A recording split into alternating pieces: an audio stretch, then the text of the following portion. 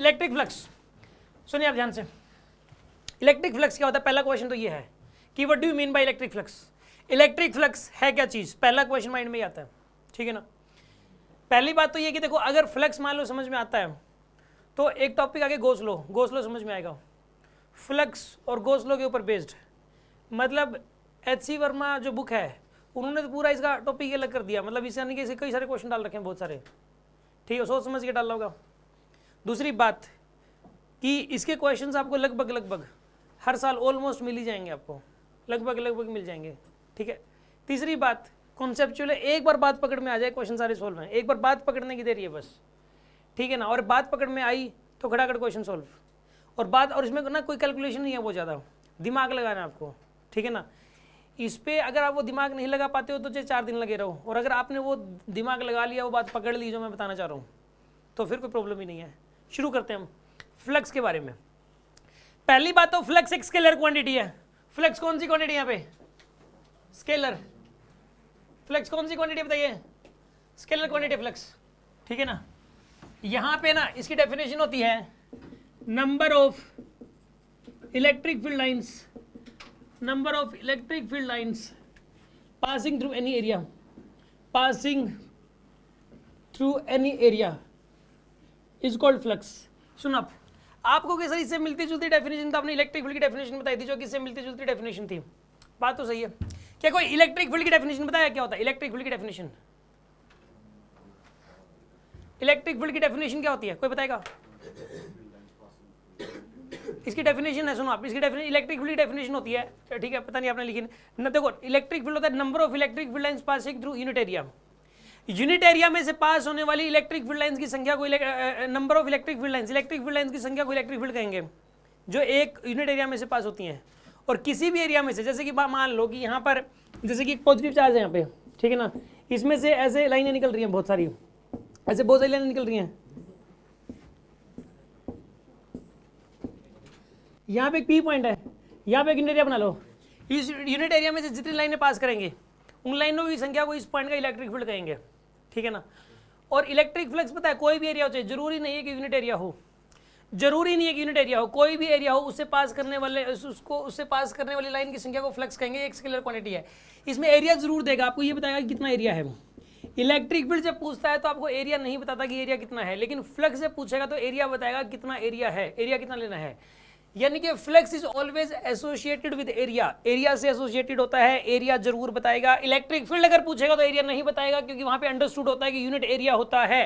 लेकिन जब भी फ्लक्स पूछेगा आपसे तो आपको एरिया जरूर बताएगा कि एरिया कितना है। समझ में आ रही है बात आपको? It is always associated with area, ये बात लिखो आप, it is always associated with area, ये हमेशा ही एरिया से एसोसिएटेड होता है। It is always associated with area. अब सुनो,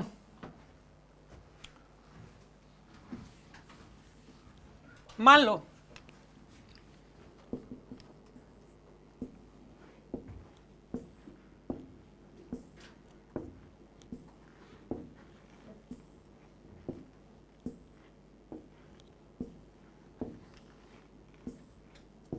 ये चार्ज है, ठीक है,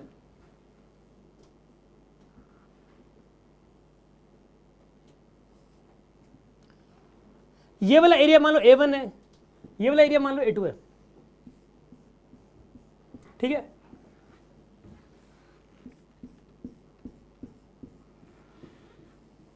अब बताइए आप, ज्यादा एक बात बताओ, एरिया दोनों में से बड़ा कौन सा इनमें से? A2 में, A2 बड़ा है। A1 A2 में से बड़ा कौन सा बताइए? A2 बड़ा है इनमें से। बच्चों को ये लगता है सर बड़ा एरिया तो ज़्यादा लाइनें पास करेंगी, ज़्यादा फ्लक्स पास करेगा, बच्चों को ये लगता है कि बड़ा एरिया तो ज़्यादा फ्लक्स पास करेगा, लेकिन ऐसा बिल्कुल भी सही नहीं है। यहाँ पे ये दो एरिया हैं, इनमें से बड़ा एरिया ये वाला है, तो ये बताइए आप, इसमें से बड़ा एरिया ये है, तो क्या फ्लक्स किसमें ज़्यादा पास कर रहा है बताओ? इनमें ज़्यादा पास कर रहा है। एक बात बताओ, सुनो आप, ऐसी कोई भी लाइन है जो इसमें से पास कर रही हो और इसमें से पास ना कर रही हो, या इसमें से पास ना कर रही हो और इसमें से पास कर रही हो, ऐसा है कोई? जो लाइन इसमें से पास करेगी वो लाइन इसमें से पास करेगी, क्योंकि ये लाइन देखो इसको टच करते हुए जा रही है, तो ये लाइन इसको भी टच करते हुए जा रही है, दोनों को टच करते हुए जा रही है, दोनों रिंग्स को टच करते हुए जा रही है लाइन। समझ में आ रही है बात आपको? तो कहने का मतलब जो है, फ्लक्स इसमें से जितना पास करेगा इसमें से उतना ही फ्लक्स पास करेगा। कहने का मतलब फ्लक्स फाई 1 का इसमें से फ्लक्स को फाई से डिनोट करते हैं, लिख लो flux is denoted by phi, flux is denoted by phi.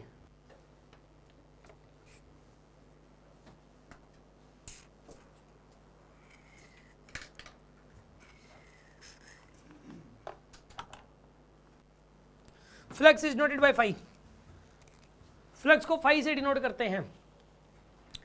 यहां पे एक बात बताइए, ये वाला फ्लक्स है फाई 2, ये वाला फ्लक्स है फाई 1 और ये वाला फ्लक्स है फाई 2, यहां पे दोनों बराबर होंगे। यार मैं ये बताना चाह रहा हूं कि जरूरी नहीं है कि एरिया अलग अलग हो तो फ्लक्स भी अलग अलग होगा।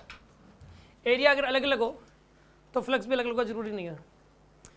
यहाँ पे फ्लक्स दोनों बराबर हैं, एरिया बल्कि ये अलग अलग है, क्योंकि हाँ जी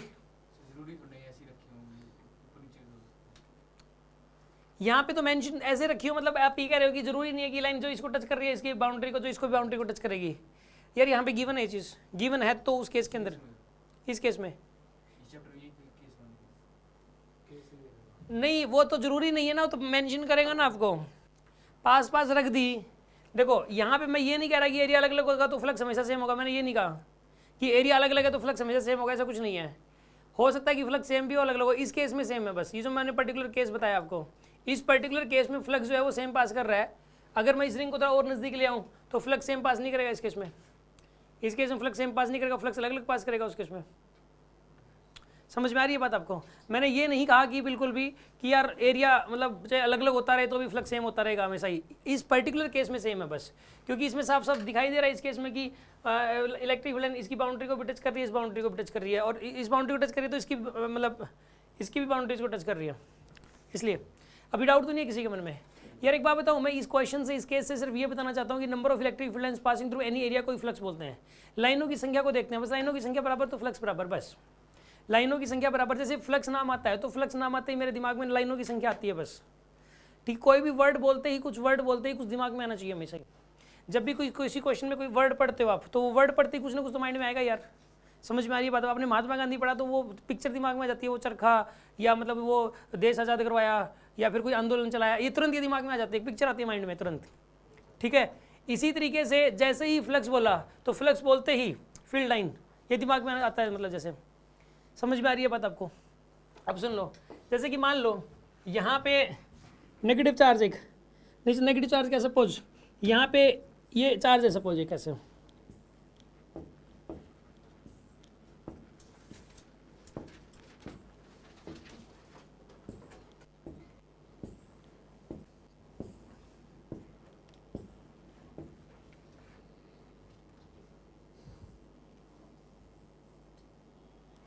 एक बात बताइए आप, ये दो रिंग्स दी हुई है आपको, ठीक है ना, ये दो रिंग्स दी हुई हैं, ये रिंग 1 है, ये 2 है।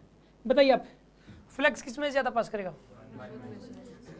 1 में साफ साफ दिखाई दे रहा है, इसमें ज़्यादा लाइनें पास नहीं कर रही, साफ साफ दिखाई तो दे रही हैं।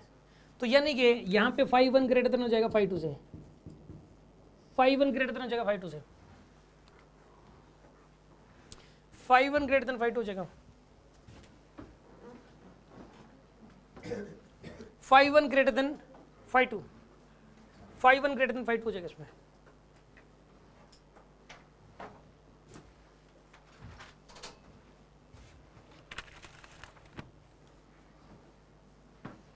इसमें ज़्यादा लाइनें पास करेंगे, इसमें से कम लाइनें पास करेंगे, ठीक है। यार इस केस से मैं क्या बताना चाह रहा हूँ, बताओ क्या बताना चाह रहा हूँ इस केस से भी, कि लाइनों की संख्या को फ्लक्स बोलते हैं, बस लाइनों की संख्या को फ्लक्स, संख्या देखो बस, नंबर देखो और कुछ नहीं देखना, संख्या इसमें से ज़्यादा फ्लक्स ज़्यादा, इसमें से लाइनों की संख्या कम। और ये अगर गिन सकते होते हैं, यहाँ पे तो लाखों करोड़ों पास करेंगे इसमें से, तो गिन नहीं पाएंगे, उतना ही फ्लक्स पास करेगा, फ्लक्स की वैल्यू भी उतनी हो जाएगी, ठीक है ना, क्योंकि लाखों करोड़ लाइनें पास करती हैं तो फ्लक्स भी उतना ही हो जाएगा उस केस में। अब सुनो आप अगली बात,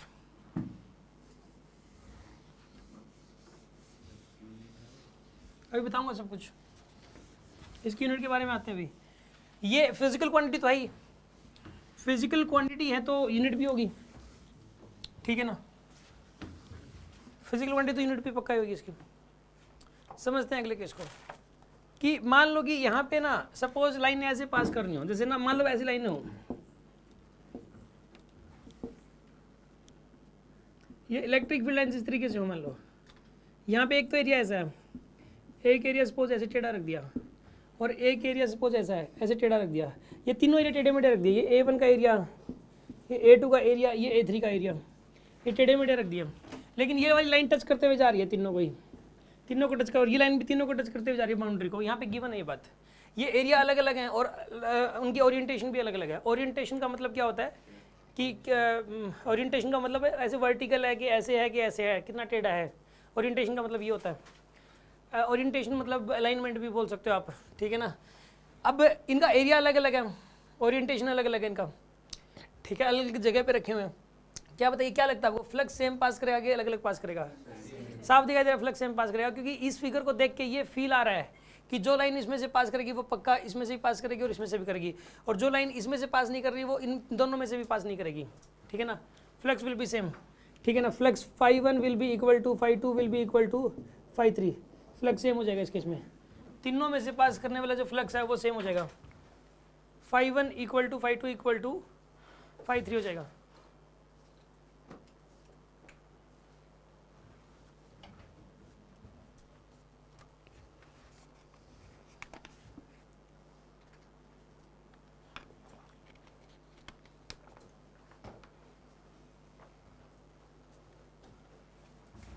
अगला केस समझो, इन तीनों केसेस का मतलब मेरा यही था, बस मैंने क्यों कराया तीनों केस, ये समझाने के लिए कि लाइनों की संख्या को फ्लक्स बोलते हैं, number of field lines passing through any area is called flux. अब सुन लो अगली बात, मतलब मान लो कि यहाँ पे एक बॉडी है ये वाली, ठीक है, ये वाली एक बॉडी है और ये एक प्लस क्यू का चार्ज है, ठीक है, ये एक बॉडी है, ये लाइन टच करते हुए जा रही है उसका ऐसे,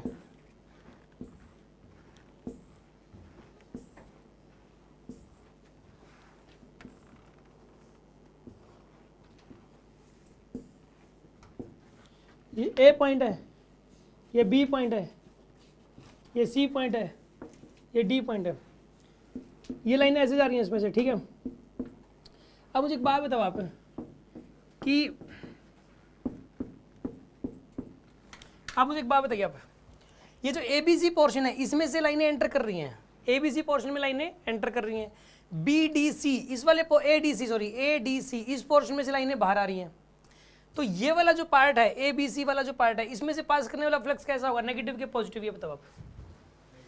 नेगेटिव के पॉजिटिव, नेगेटिव का सुना आप ध्यान से, फ्लक्स नेगेटिव भी हो सकता है पॉजिटिव भी हो सकता है। अगर लाइनें एंटर करें तो फ्लक्स नेगेटिव होता है और बाहर निकले तो फ्लक्स पॉजिटिव होता है। ये सर ऐसा क्यों होता है, बस ये मानना पड़ेगा आपको, साइंटिस्ट लोगों ने बताया कि फ्लक्स को आप ना नेगेटिव भी लिखोगे पॉजिटिव, फ्लक्स नेगेटिव कब होता है बताइए, नेगेटिव भी लिख सकते, नेगेटिव भी हो सकता है फ्लक्स पॉजिटिव भी।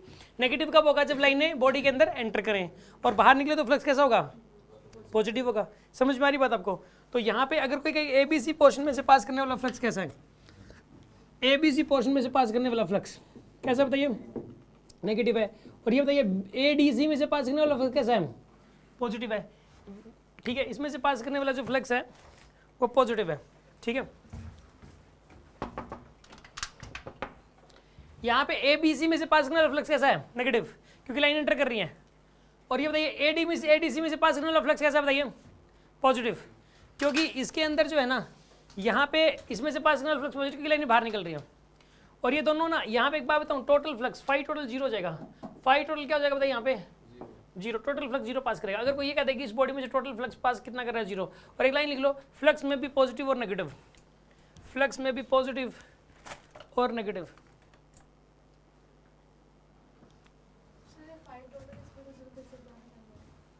फाई टोटल जीरो इसलिए हुआ, इस पूरी बॉडी में से पास करने वाला फ्लक्स जीरो क्यों हुआ, क्योंकि जितनी लाइनें एंटर कर रही हैं उतनी ही लाइनें बाहर निकल रही हैं, इसलिए फाई टोटल जीरो हो गया।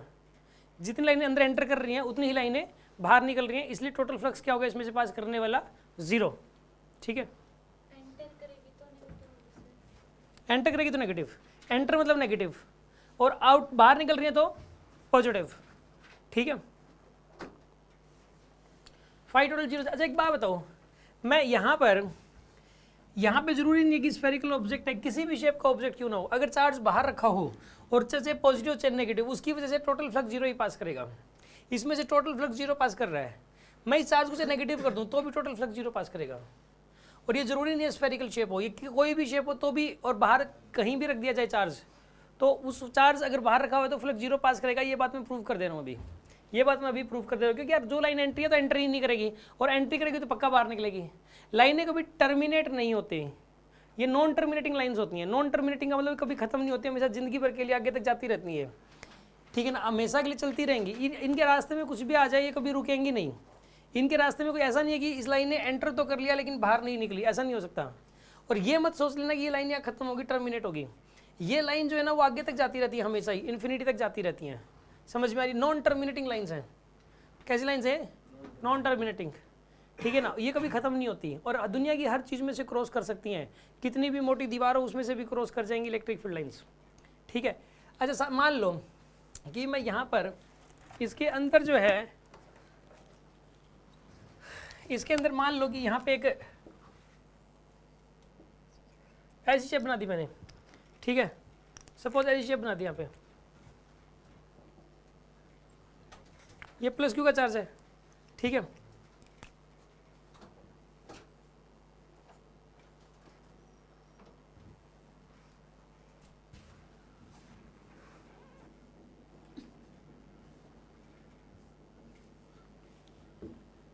ये ऐसी शेप है।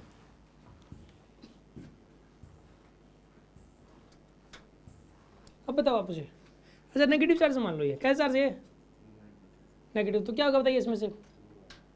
लाइनें अंदर की तरफ होंगी ना, इसमें लाइनें किस तरफ होंगी? इसमें अंदर की तरफ। अब बताओ आप मुझे, ये पॉइंट है ए, ये वाला पॉइंट है बी, ये वाला पॉइंट है सी और ये वाला पॉइंट है डी। बताओ एडीसी पोर्शन में क्या हो रहा है? लाइन एंटर कर रही है ना, लाइन एंटर कर रही है तो फ्लक्स कैसा हो जाएगा? नेगेटिव। एडीसी पोर्शन में से पास करने वाला फ्लक्स नेगेटिव और एबीसी में से पास करने वाला फ्लक्स पॉजिटिव। तो टोटल फ्लक्स कितना पास करेगा? 0 पास करेगा total flux. Total flux 0 pass करेगा इसमें से, ठीक है ना। Phi total will be equal to 0, phi total will be equal to 0 जाएगा इस केस में।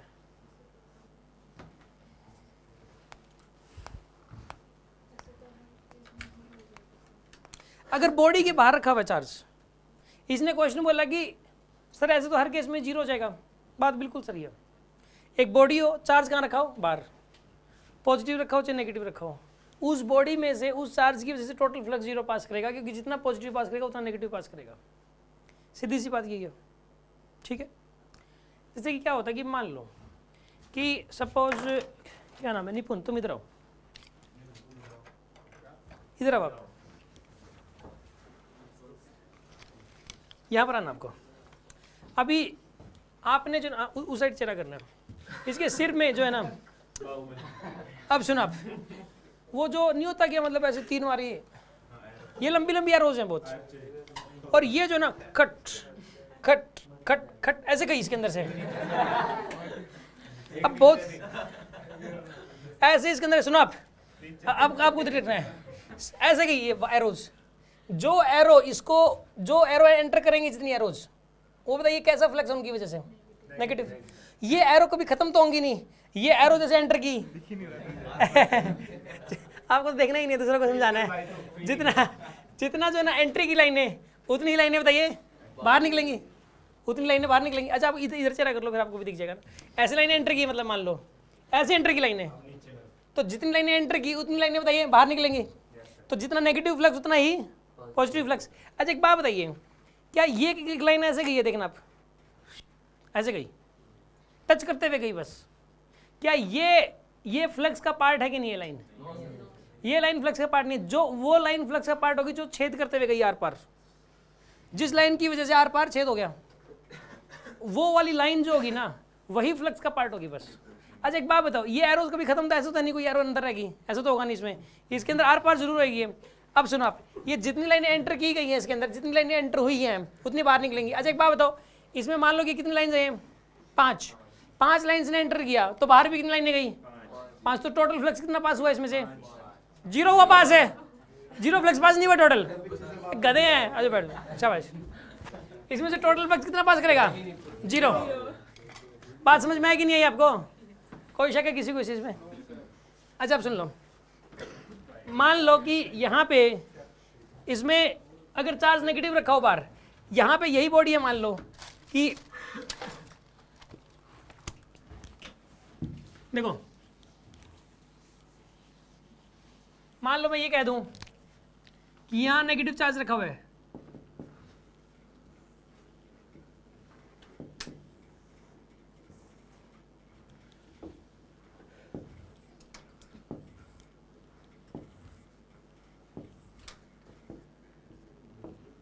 ये पॉइंट मान लो P पॉइंट है, ये Q पॉइंट है, ये R पॉइंट है, ये S पॉइंट है, ये एक बॉडी है,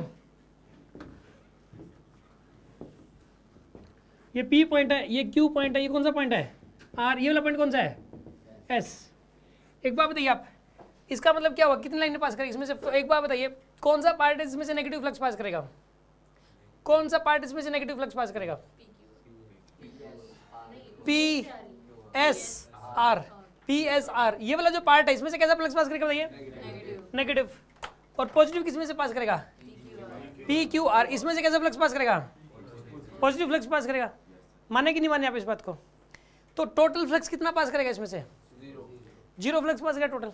यार एक बात बताओ, बॉडी जरूरी नहीं है स्फेरिकल हो, किसी भी शेप ले ली मैंने बॉडी, तो ये को शेप तो मैंने कोई भी ले ली। दूसरी बात, चार्ज जरूरी नहीं, अच्छा बाहर रखा हुआ है चार्ज, से पॉजिटिव रख दो चाहे नेगेटिव रख दो, ठीक है ना। फ्लक्स कितना पास करता है, जीरो।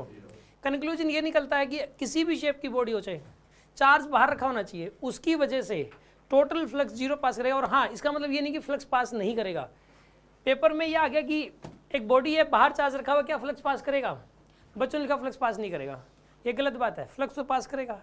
जितना नेगेटिव फ्लक्स पास करेगा उतना ही पॉजिटिव फ्लक्स पास करेगा, और नेट फ्लक्स जीरो पास करेगा। नेट फ्लक्स कितना पास करेगा, आप ये नहीं कह सकते कि फ्लक्स पास ही नहीं करेगा। समझ में आ रही है बात आपको? और हाँ, इस बॉडी में से फ्लक्स जीरो पास कर रहा है, लेकिन इसके अंदर इलेक्ट्रिक फील्ड तो है। पेपर में ये भी क्वेश्चन आ सकता है कि किसी बॉडी में से नेट फ्लक्स तो जीरो पास कर रहा है, क्या ऐसा हो सकता है उसके अंदर इलेक्ट्रिक फील्ड हो? इसका आंसर है यस, ऐसा हो सकता है कि उसमें से फ्लक्स तो पास कर रहा हो, लेकिन नेट इलेक्ट्रिक फील्ड क्या हो, सॉरी नेट फ्लक्स तो क्या हो, जीरो, लेकिन इलेक्ट्रिक फील्ड अंदर हो, इसके अंदर इलेक्ट्रिक फील्ड है। अरे बात समझ में आएगी नहीं आई आपको? नोट कर लिखो एक बात को,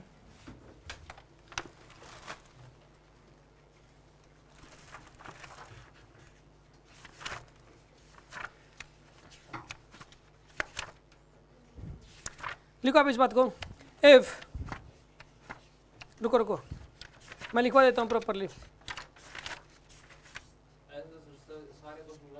लिखो व्हेन ए चार्ज, हाँ सबका आंसर जीरो आएगा, जब तक चार्ज अंदर नहीं होगा तब तक चार्ज आंसर जीरो ही आता रहेगा, जब तक आंसर जीरो ही आता रहेगा। When A charge lies outside closed body, when A charge lies outside a closed body, when A charge lies outside a closed body, then net flux passing through it, then net flux passing through it, then net flux passing through it, due to this charge will be zero, due to this charge will be zero.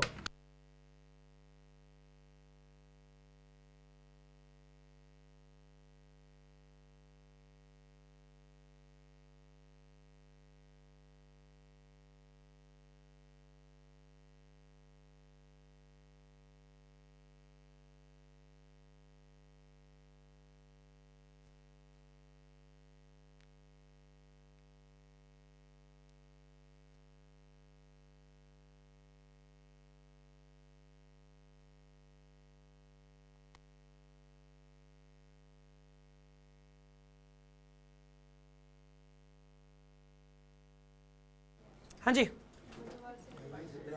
देखो, when a charge lies outside a closed body, when a charge lies outside a closed body, the net flux passing through, the net flux passing through it due to this charge will be zero. इसमें क्या English गलत है बताओ? Due to this charge will be zero. अगर कोई body है तो उस बॉडी के बाहर अगर चार्ज रखा हुआ है, चाहे कहीं रखा हो, चाहे यहाँ रख दो, चाहे यहाँ रख दो, चाहे यहाँ रख दो, तो इसका मतलब ये कि सारे क्वेश्चनों में आंसर जीरो ही आएगा फ्लक्स का। अरे बहुत सारे क्वेश्चनों में जीरो आता है यार, ये देख लो, ये बॉडी है, चार्ज बाहर है, फ्लक्स जीरो। बच्चों को ये बात समझ में नहीं आती, बस ये वाली बात मैं कितनी बार रिपीट कर चुका हूँ, फिर भी गलती कर देता हूँ उसके अंदर। तो सर फिर जीरो, ऐसा कौन सा केस है जब जीरो नहीं होगा, वो मैं बताऊंगा ना अभी, ठीक है ना, अभी बताऊंगा। अभी तो जीरो वाला केस समझ गया आप। अगर बॉडी है और चार्ज बाहर का तो फ्लक्स कितना पास करेगा बताइए? जीरो, ठीक है। अब सुन लो अगली बात,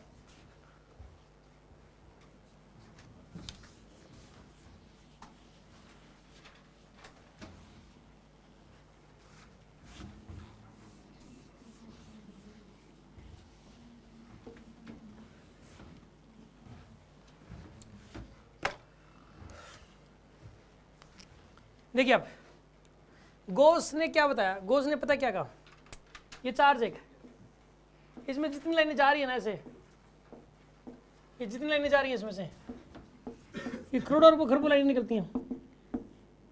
उसने कहा ये लाइन नॉन टर्मिनेटिंग है। उसने कहा इन लाइनों की जो संख्या होती है ना, इन लाइनों की जो संख्या होती है, नंबर ऑफ फील्ड लाइंस होती है, वो होती है Q बाई एप्सिलॉन नॉट। कितनी लाइनें होती है?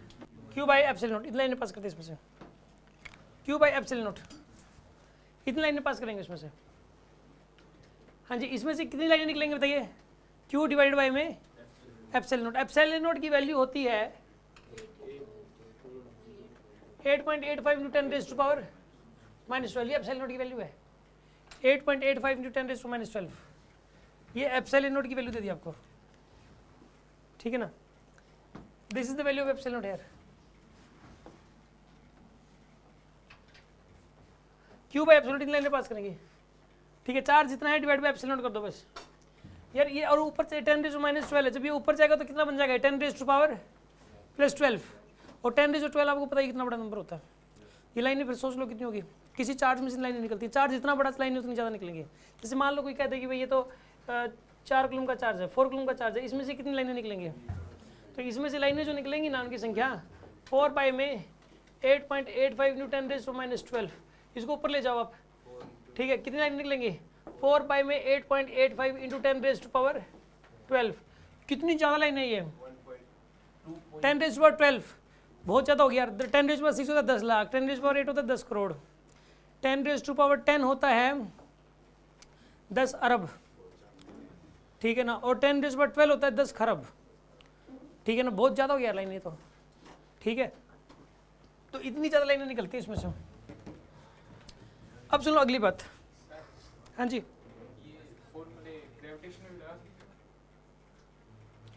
आप क्या कह रहे हो कि ये वाला फॉर्मूला ग्रेविटेशन में लगा सकते हैं क्या? लगा सकते हो। जो उसमें काम किया था हमने रिप्लेस करना है बस। जहाँ जहाँ चार्ज दिखे Q उसको रिप्लेस कर सकते हो मास से, और K को रिप्लेस करना है G से। K को रिप्लेस करना है G से। इसका K फिर से इसमें तो एप्सिलॉन नॉट है, K का है इसमें, लिख दो 4 पाई एप्सिलॉन नॉट बना लो करके K को G से रिप्लेस कर दो, बस हो गया। इलेक्ट्रो के जितने फॉर्मूले ग्रेविटेशन में लगेंगे इलेक्ट्रो और ग्रेविटेशन मिलता जुलता है एक दूसरे से, क्योंकि यार उसमें भी ग्रेविटेशनल फील्ड है, इसमें इलेक्ट्रिक फील्ड, उसमें ग्रेविटेशनल पोटेंशियल, इसमें इलेक्ट्रिक पोटेंशियल, उसमें ग्रेविटेशनल पोटेंशियल एनर्जी किसी पोजीशन पे, इसमें इलेक्ट्रिकल पोटेंशियल एनर्जी किसी पोजीशन पे, उसमें म्यूचुअल पोटेंशियल एनर्जी उसमें भी होती है, इसमें भी होती है। सारे फॉर्मूले भी सेम है, सारे ग्राफ सेम है, सब कुछ सेम है। जब रिवीजन होती है तो रिवीजन के दौरान हमेशा ही इलेक्ट्रोस्टैटिक्स के तुरंत बाद ग्रेविटेशन करना चाहिए, या दोनों आते हो तो या ग्रेविटेशन, दोनों इकट्ठे करनी चाहिए रिवाइज, ठीक है ना। अब सुन लो,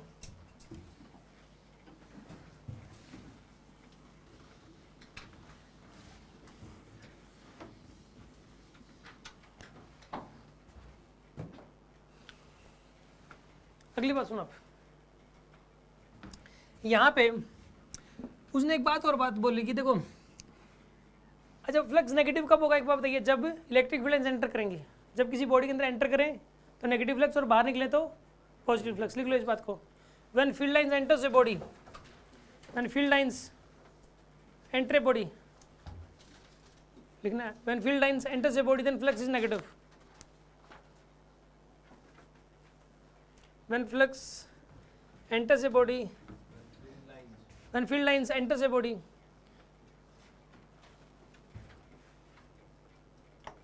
when field lines enters a body, then flux is negative. और लिखो when flux comes out from the body, when field lines, हाँ बिल्कुल, when field lines comes out from the body, when field lines comes out from the body, then flux is positive. Then flux is positive, तो उस case में flux positive हो जाएगा, ठीक है। अब सुनो अगली बात।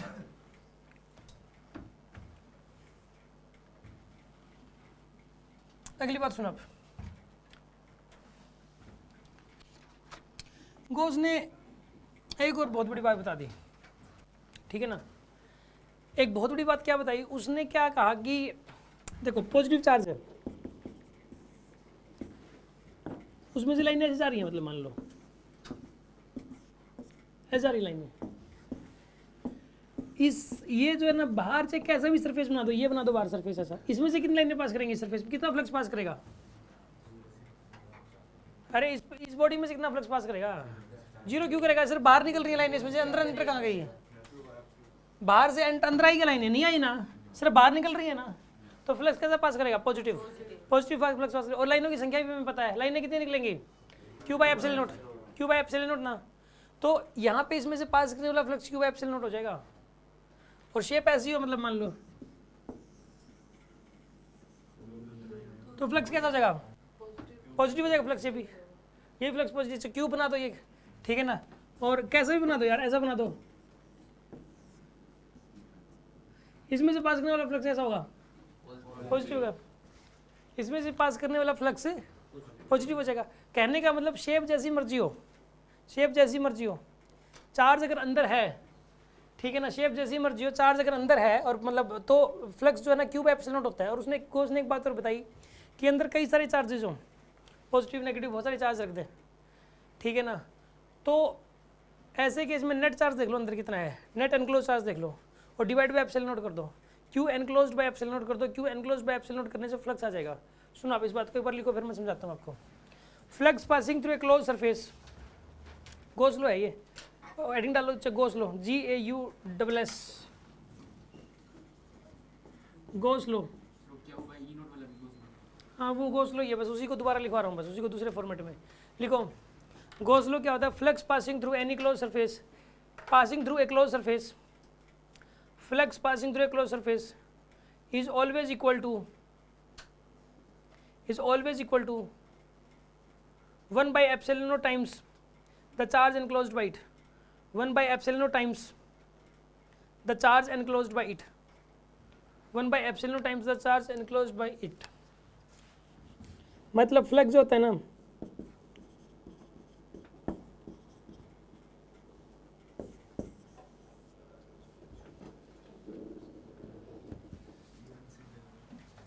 QENC, Q enclosed by epsilon naught, Q enclosed divide by epsilon not, इतना फ्लक्स पास करेगा, Q enclosed by epsilon naught।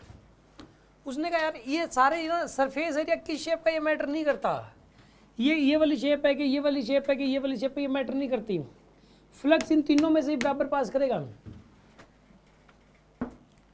Flux in तीनों में से बराबर ही पास करेगा, ठीक है ना, तीनों में से इक्वल फ्लक्स पास करेगा इनमें से, ठीक है ना। अब सुनो ध्यान से, अब मैं आपको ना क्वेश्चंस के थ्रू समझाता हूँ कहानी क्या।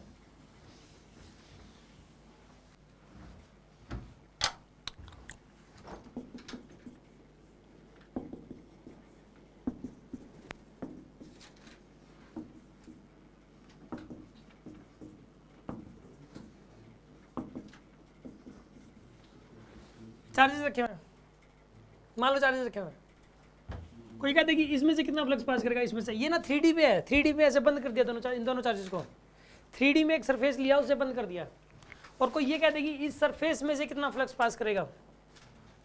अच्छा सुनो आप, कोई सीधा यूं कह दे, ये भी नहीं बनाया, मतलब मान लो चार्जेस रख दिए, ठीक है, चार्जेस रख दिए, और कोई कहते हैं कि फ्लक्स बताओ कितना है, तो कोई क्वेश्चन थोड़ी ना बनता है, सरफेस एरिया तो देगा ना, चाहे क्लोज सरफेस दे, जैसा मर्जी एक सरफेस तो देगा यार, क्योंकि it is always associated with area. अच्छा कोई ये कह दे कि इस पॉइंट पे, इस चार्ज की वजह से इस पॉइंट पे r डिस्टेंस पे यहाँ फ्लक्स बताओ, ये तो बिल्कुल ही बेवकूफ़ी है, फ्लक्स किसी पॉइंट पे थोड़ा ना होता है, इलेक्ट्रिक फील्ड होता है किसी पॉइंट पे, इलेक्ट्रिक पोटेंशियल किसी पॉइंट पे निकाला जा सकता है, फ्लक्स किसी पॉइंट पर नहीं निकाला जा सकता। आपने किसी से पूछ लिया इस पॉइंट पे फ्लक्स बताओ और उसने बता भी दिया, समझ लो भाई वो तो गया काम से, मतलब जो है कुछ नहीं पता उसको, फिर उसको इसका मतलब इस बात का ही नहीं पता कि फ्लक्स एरिया से एसोसिएटेड होता है, एरिया तो सामने वाले को देना ही पड़ेगा, बिना एरिया दिए तो फ्लक्स पूछा ही नहीं जा सकता, ठीक है। तो मैंने आपको एक लाइन शुरू में बोल दी थी या लिखवा दी होगी, flux is always associated with area, area तो पेपर में देगा ही देगा। अब सुनो, मैंने आपको ये कहा कि इसमें से कितना फ्लक्स पास करेगा, अब गोस ने एक बात बोली थी कि जिस एरिया में से पास करने वाला फ्लक्स निकालना, क्लोज एरिया अगर हो तो उसके अंदर का टोटल चार्ज देख लिया करो और total charge divide by epsilon note कर दिया करो। क्या करोगे? टोटल चार्ज बाय, उससे फ्लक्स आ जाएगा आपके पास। टोटल चार्ज कितना है इसके अंदर? 12 और डिवाइड बाय एप्सिलॉन नोट कर दो, आंसर आ गया।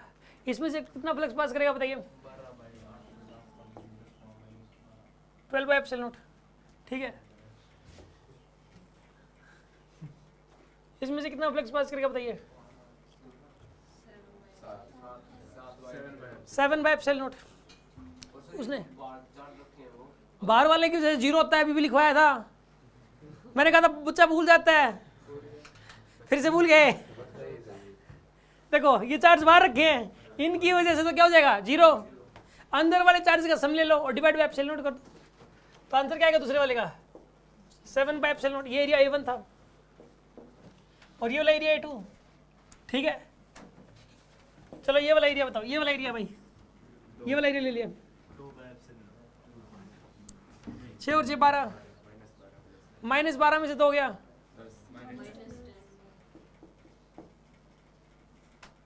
-10 बाय एप्सिलॉन नोट। क्या कह रहे हो? दो सरफेसेस को जॉइन कर दिया आपने। हाँ, ऐसे कितने सरफेसेस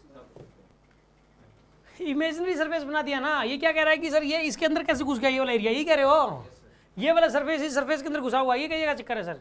अरे यार इमेजिनरी मान लिया मैंने, ये कि यहाँ पे मैं मान लेता हूँ अपने मन में यहाँ पे एक सरफेस, अब इसमें से कितना फ्लक्स पास करेगा, ऐसे है। तो थोड़ी देर पहले मैंने यहाँ माना था, अब थोड़ी देर बाद यहाँ मान लिया। ये इसके अंदर रियलिटी में थोड़ी ना घुस गया। समझ में आ रही है बात आपको? ये इमेजिनरी मान लेते हैं हम लोग। चलो ये बताओ इसमें से कितना फ्लक्स पास करेगा बताओ? 6 और 2 8, 8 में से 3 गया 5, -5 बाय एप्सिलॉन नोट। ठीक है ना? कई बच्चों को ये एप्सिलॉन नोट नहीं बोलना था, ये बोलना सीख लो यार। Epsilon note, epsilon note. ठीक है ना? ई नोट बोलते हो तो थोड़ा सा देसी लगता है, एप्सिलॉन नोट बोलने पे थोड़ा लगता हाँ भी पढ़ा लिखा थोड़ा सा लग तो रहा है, पता नहीं कुछ आता है कि नहीं आता, लेकिन एप्सिलॉन नोट तो बोलना आता है कम से कम। अब सुनो, 6 और 2 8, 8 में से 3 गया 5, -5 बाय एप्सिलॉन नोट आएगा, -5 बाय एप्सिलॉन नोट। अरे सुन लो, बताओ इसमें से कितना फ्लक्स पास करेगा?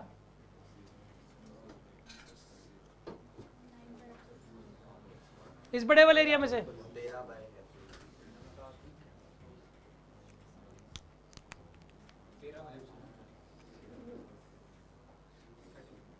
13 by epsilon note. Sure? 15 by epsilon note. Answer लिख देता हूँ जो आप बोल रहे हो। एक तो बोल रहे 13 बाय एप्सिलॉन नोट। हाँ जी, 9 by epsilon note. None of these. 13 by epsilon note. और 13 हाँ जी, 13 बाय और 13 बाय एप्सिलॉन नोट है। 13 बाय एप्सिलॉन कितना है? तो तुम्हें क्यों बोल रहे थे नन? 13 बाय एप्सिलॉन कितना का है? ठीक है, जो कोई और आंसर बता रहे हैं? क्या आंसर है? 9 by epsilon note. 9 by epsilon कितना का है? हाँ जी, 7 बाय एप्सिलॉन नोट। क्या यार आपको जोड़ घटानी आती क्या है भाई? जोड़ने घटाने में प्रॉब्लम हो रखी है।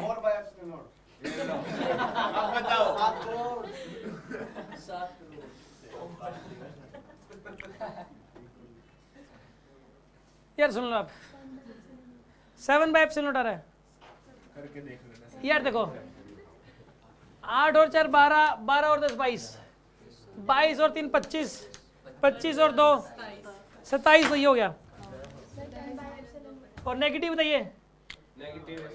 6 और 6 12, 12 में से 12 और 2 14, 27 में से 14 गए 13 बचे। तो 13 बाय एप्सिलॉन कितने स्टूडेंट्स कह रहे हैं यहाँ पे? 13 बाय एप्सिलॉन आना चाहिए कि नहीं आना चाहिए? जब मैं कह रहा हूँ कि 13/ε नहीं आएगा और किसी को शर्त लगानी तो लगा सकता है, माइनस में आएगा। शर्त है एक एक चॉकलेट की, कौन कौन रेडी है? एक एक लोग एक एक चॉकलेट की जो शर्त लगाने के लिए तैयार है, मैं कह रहा हूँ कि 13/ε नहीं आएगा। 20 रुपए वाली बस।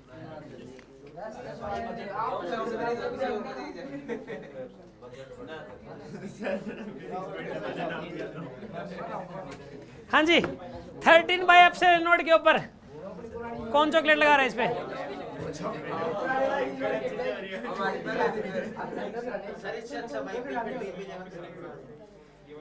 थर्टीन बाई एप्सिलॉन के ऊपर जो चॉकलेट लगा रहा है, 1 2 3 4 5 6 7 8 9 10 11 12। हाथ खड़े कर लो भाई, दोबारा से फोटो खींच लो, बाद में पता लगे कहीं।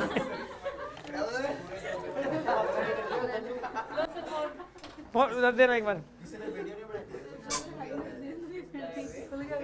हाँ जी, हाथ खड़े कर लो। क्या कर दिया ये?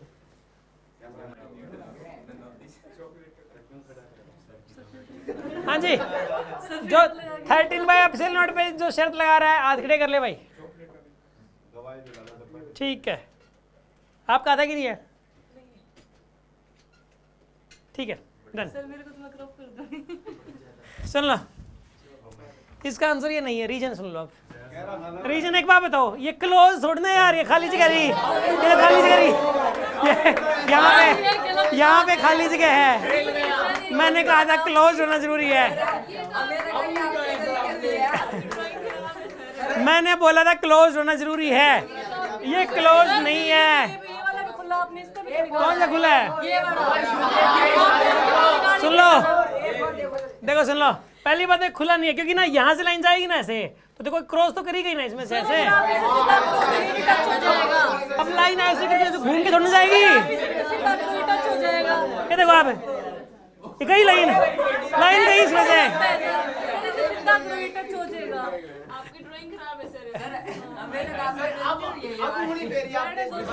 अब नहीं फेरी, पहले वीडियो रिकॉर्डेड है, वीडियो रिकॉर्डेड है।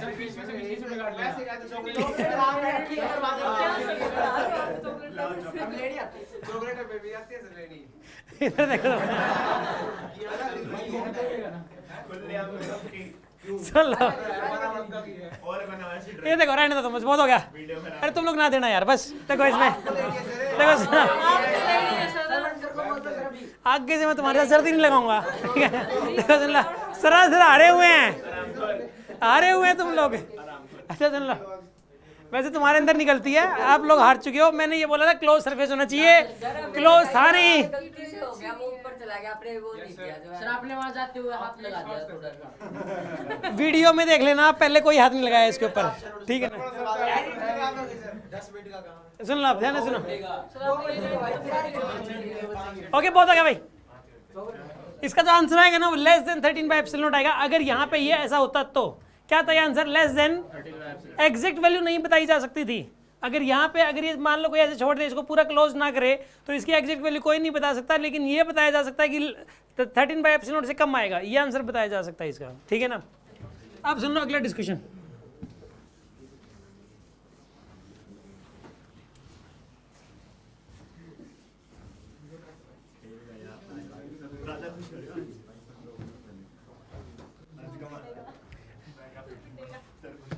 वैसे तुम लोग हार चुके हो, टीचर से कभी पंगा नहीं, ठीक है ना? इसे ये पता लग गया, कोई ना कोई। देखो नेक्स्ट क्वेश्चन, टाइम नहीं, अब बहुत हो चुका, बाहर जाने वाले हो, ध्यान से सुनो। देखो इसके अंदर मान लो कि मैं यहाँ पे एक चार्ज रख दिया, यहाँ पे मैंने एक चार्ज रख दिया सपोज, और यहाँ पे ना इसके सेंटर पे एक चार्ज प्लस क्यू का रेडियस आ रहा है, चार्ज प्लस क्यू का है स्क्वायर सेंटर के ऊपर, और रेडियस क्या इसका आ रहा है, ठीक है? इसका रेडियस आ रहा है यहाँ पे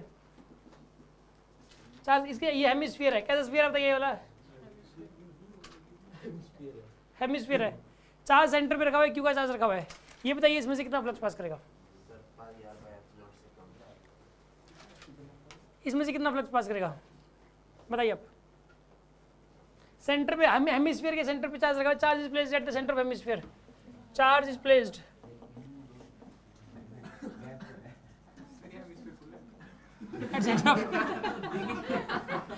ऊपर से तो खुला ही हुआ ये, ऊपर से तो खुला हुआ यार, ये बंद थोड़ना है, हेमिस्फीयर बोल दिया जब ये लो यहाँ से ऐसे बस है। इसमें से पता है क्या, सुनो आप, इसमें जो सिर्फ बाहर बाहर निकलेगा वो फ्लक्स आना, इसमें से फ्लक्स इस हेमिस्फीयर में से जो बाहर कितना फ्लक्स बाहर निकलेगा ये बताना आपको, बाहर कितना फ्लक्स पास करेगा, मतलब बाहर कितना निकलेगा, मतलब सही बात कर रहा है, Q/2 एप्सिलॉन नॉट आएगा। सुना आप ध्यान से, Q/एप्सिलॉन का ठीक आता आएगा, क्योंकि आप एक काम करो, ऐसा ऐसा देखो, इसको ऐसा ऐसा ऊपर भी तो बना सकते हो ना सेम, इसका आइडेंटिकल ऊपर भी बना दो आप, इसका आइडेंटिकल अगर आप ऊपर बनाओगे तो इस पूरे में से ये अपने मन में मान लो, तो इस पूरे में से कितना पास किया बताइए, Q/एप्सिलॉन नॉट पास किया इस पूरे में से, तो आधे में से कितना पास करेगा, Q/2 एप्सिलॉन नॉट पास करेगा पूरे में से। तो समझ में आ रही बात आपको, पूरे में से पास करेगा पूरे में से Q/एप्सिलॉन नॉट, तो इसके आधे में से कितना पास करेगा, Q/2 एप्सिलॉन पास करेगा इसके आधे में से। बात समझ में आ गई होगी, कोई डाउट है किसी के मन में, कोई शक है? अब सुनो आप, इसका आंसर लिख लो आप,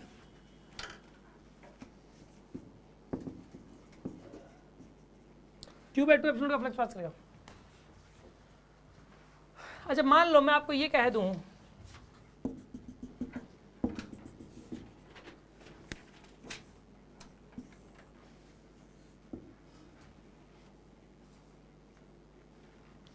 इसमें से कितना फ्लक्स पास करेगा बताओ, इसमें से भी Q/2 एप्सिलॉन पास करेगा, क्योंकि जो लाइन इसमें से पास कर रही है वो इसमें से तो पक्का पास करेगी, इसमें से तो लाइन पक्का, जो इसमें से पास कर रही है वो इसमें से तो पक्का पास करेगी यार, ठीक है, साफ साफ दिखाई दे रहा है। तो Q/2 एप्सिलॉन इसमें से करेगा। या फिर आप एक काम करो, एक ऐसी ही शेप ऐसी बना लो ऊपर अपने मन में, ऐसे बना लो, और इस पूरे में से पास करेगा Q/एप्सिलॉन नॉट, और बाय सिमेट्री आप ये कह सकते हो ऊपर वाले में से जितना करेगा नीचे वाले में से उतना ही करेगा, तो इसका आंसर भी Q/2 एप्सिलॉन नॉट आएगा। आंसर तो वही आता है, फ्लक्स की वैल्यू Q/2 एप्सिलॉन नॉट ही रहेगी इस पर। अच्छा मान लो मैं यहाँ पर एक और शेप ले लूँ, जैसे मैंने शेप ले ली यहाँ पे, सपोज ये वाली एक अजीब सी शेप ले ली, अब बताओ कितना फ्लक्स पास करेगा, Q/,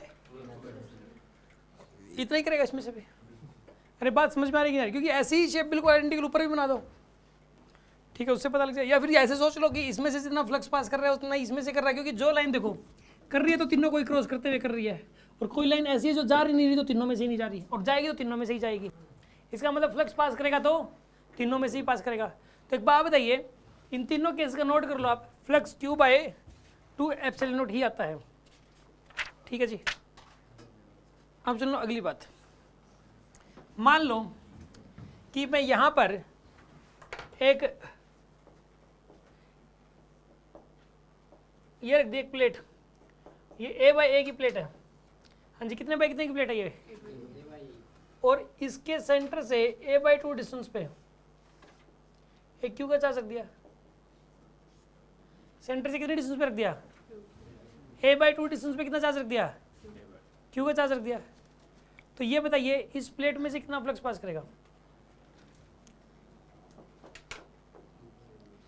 प्लेट से A/2 डिस्टेंस पे Q का चार्ज रख दिया, इस प्लेट में से कितना फ्लक्स पास करेगा।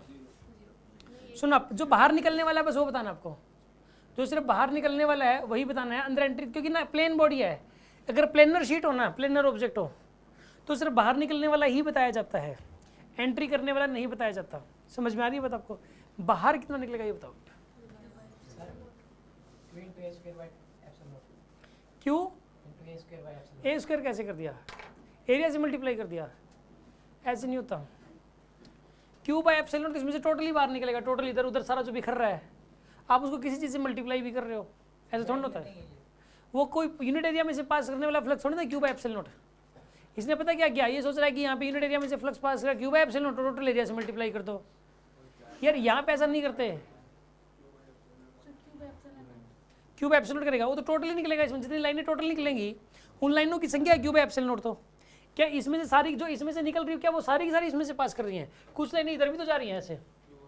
अगर हर लाइन इसमें से निकलने वाली है, देखो इसमें जितनी लाइनें से निकल रही हैं उसका कितनेवां हिस्सा इसमें से पास कर रहा है, ये देखो बस आप, उतना फ्लक्स पास करेगा।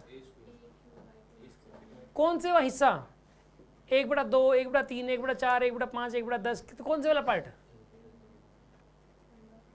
यार? इसमें से टोटल लाइन निकल रही है Q/ε0। इसमें से सोचो आप, सोचने वाली बात है कि यहाँ पे एक बल्ब रखा हुआ है गोल गोल, मान लो 1/4।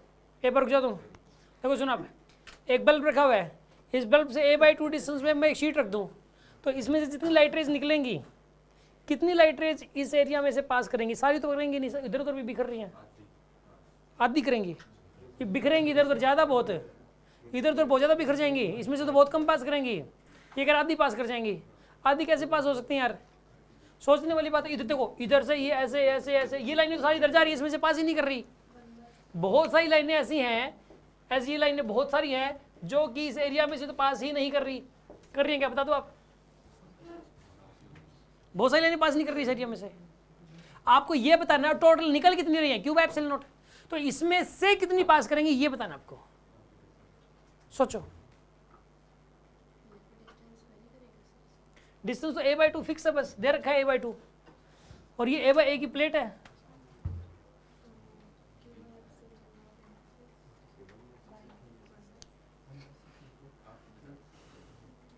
दोबारा तो क्या बोल रहे हो?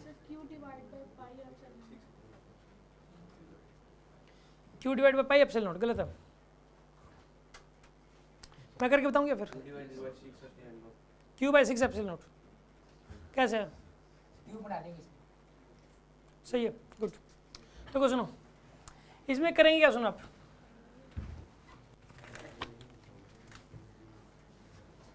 डीबीबी चाहिए आपके पास, देना 2-3, एक भी पेस्ट नहीं कर रखी, सारी निकाली डीबीबी। 16 से आगे पेस्ट नहीं की। चलो सुनो, कोई बात नहीं। देखो मान लो यहाँ पे चार्ज रखा हुआ एक, यहाँ से A/2 डिस्टेंस पे एक शीट रखी हुई है, वाली A/A की शीट है, यहाँ चार्ज रखा हुआ है, इस शीट को पकड़ो आप, चार्ज को ही पकड़ो, ठीक है? सुना, रुको, छोड़िए चार्ज, चार्ज नीचे गिरा हुआ है, आप इसको ऐसे क्या, देखो सुना, तो ये हिल रही है, कैसे पकड़े इसे? ये शीट पकड़ लिया आपने, एक दूसरी शीट पकड़ो यहाँ पे, वो चार्ज छोड़ दिया, सुना, कोई बात नहीं, चार्ज को छोड़ दो आप, इसी शीट को पकड़ो आप, चार्ज को छोड़ दो, कोई बात नहीं। सुना, यहाँ चार्ज रखा, मान लो मन में यहाँ चार्ज रखा हुआ है, A/2 डिस्टेंस, इधर भी A/2 डिस्टेंस, ये भी A/A की शीट है, ठीक है ना? एक A/A की शीट मैंने यहाँ लगा दी यहाँ पे, ठीक है? अब एक शीट मैंने लगा दी यहाँ पे, लगा दी, एक शीट मैंने ऐसे पीछे लगा दी, और एक शीट मैंने ऐसे आगे लगा दी, तो एक क्यूब बन गया, क्यूब। और एक बात बताइए, इस क्यूब के अंदर आप नीचे रख दो, ये जो क्यूब बन गया, इस क्यूब का हर सरफेस इक्वल डिस्टेंस पे है उस सरफेस का सेंटर। बाय सिमेट्री आप ये कह सकते हो कि इस क्यूब के 6 फेसेस हैं, इन 6 फेसेस में सब में से बराबर फ्लक्स बाहर आएगा, बाय सिमेट्री आप ऐसा कह सकते हो। तो किसी एक फेस में से, ये उस क्यूब का एक फेस है, तो उस एक फेस में से कितना फ्लक्स पास करेगा बताइए? Q/6ε0। बात समझ में आई कि नहीं आई? आगे बात समझ में? अब सुन लो अगली बात।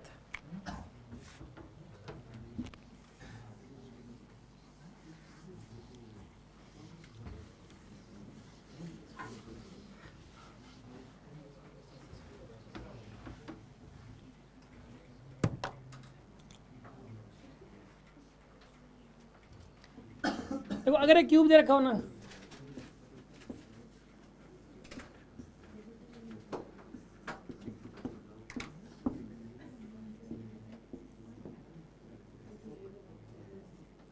A/A का क्यूब है, क्यूब कितने बाय कितने का है? A/A का क्यूब है।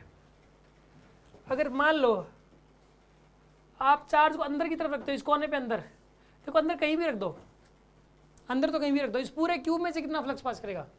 Q/ε0 ही। जरूरी नहीं है सेंटर पे रखना है, कहीं भी रख दो आप इसको, चाहे कोने के जस्ट अंदर रख दो आप। पेपर में क्वेश्चन आता है, कई बार कोने के अंदर रख दिया, बच्चा कंफ्यूज जाता है, यार सेंटर पे रखता तो इस पूरे क्यूब में से पास करता Q/ε0, अब कोने के अंदर रख दिया, यहाँ कुछ बात समझ नहीं आ रही है, तो भी फ्लक्स तो कितना पास करेगा? Q/ε0 फ्लक्स पास करेगा, ठीक है? लिख लो इस बात को। सर कोने में अंदर जो बाहर रखा हो तो उसका बताऊंगा, अभी कोने के अंदर रखा हुआ है. If charge is placed inside the corner of A cube, inside the corner of a cube, then total flux through the cube will be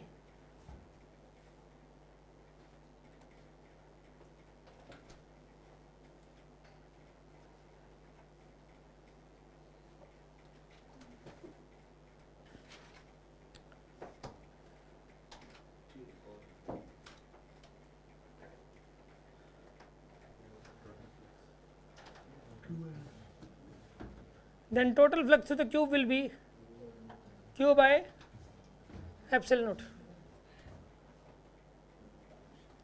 total flux कितना पास करेगा? q by epsilon naught का.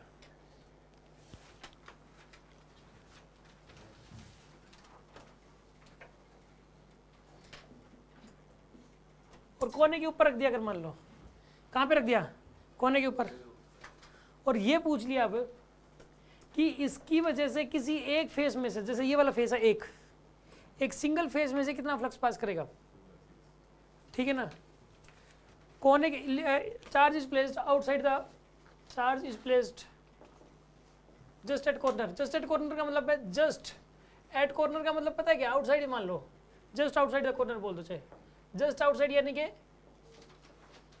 Just outside the corner, just outside the corner रख दिया, यहाँ रख दिया. अब एक बात है, find flux through one face. Find flux through one face. One face में भी ये वाला, तो ये वाला नहीं, चाहे नीचे वाला ले लो चाहे ये वाला ले लो, एक ही बात है.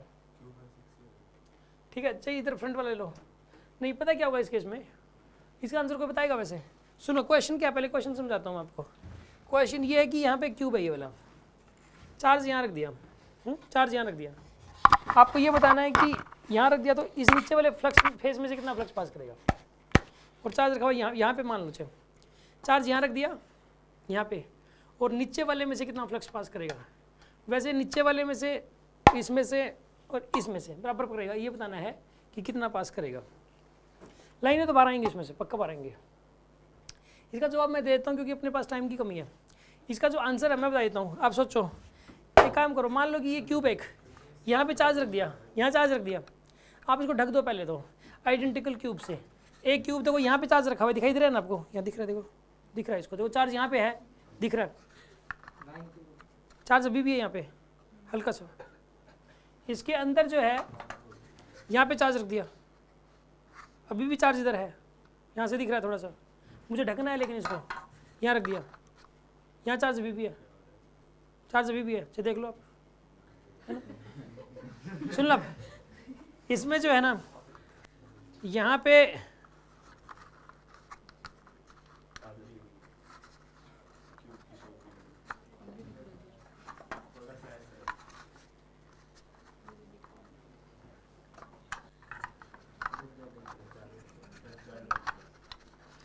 चार्ज दिख रहा है, अब नहीं दिख रहा ना, शाबाश. देखो अब ये चार्ज नहीं दिख रहा किसी को भी. लेकिन एक बात बताओ, इनमें से ये बिल्कुल इस पूरे, ये बड़ा क्यूब बन गया उसके सेंटर पे है ना चार्ज. अब बड़ा क्यूब बन गया उसके सेंटर पे है. अब बताओ ये जो 6 फेसेज हैं, 1 2 3 4 5 6, इन 6 में बराबर फ्लक्स पास करेगा पूरे फेस में से, तो बराबर यानी इस पूरे फेस में से या इस पूरे नीचे वाले में से कितना पास करेगा? क्यू बाय 6 एप्सिलॉन नॉट कितना पास करेगा? तो ये 4 है, लेकिन ये भी कितने थे? तो उसका 1/4 कर दो आप, क्यू बाय 24 एप्सिलॉन नॉट. तो इसके एक फेस से फ्लक्स पासिंग थ्रू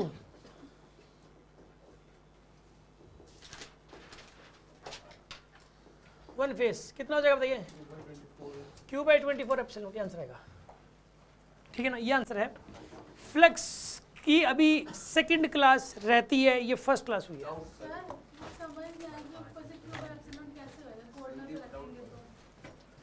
इसमें से लाइनें तो क्यूब एप्सिलॉन, अगर चार्ज कॉर्नर पे रखा है तो इस चार्ज में से जो लाइनें निकलेंगी उनकी संख्या तो क्यूब एप्सिलॉन नॉट ही रहेगी ना, उन लाइनों की संख्या तो क्यूब एप्सिलॉन नॉट ही रहेगी.